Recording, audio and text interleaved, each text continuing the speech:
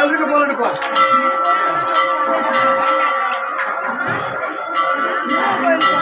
Phone எடுக்கல என்னவா காலைல பேசுறேன் பயம் போன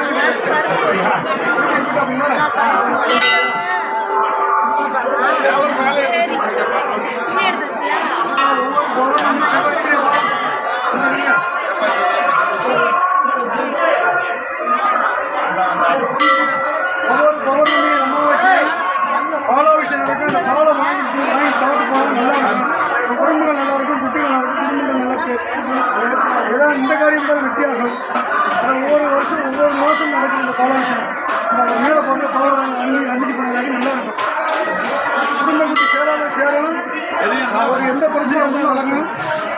அதுக்கு தான் இந்த பாலாபிஷேகம் மாதம் இதை வாங்கி சாப்பிட்டு போங்க நல்லா இருக்கும். நல்லா சாப்பிட்டு சிறப்பாக போங்க நல்லா இருக்கும்.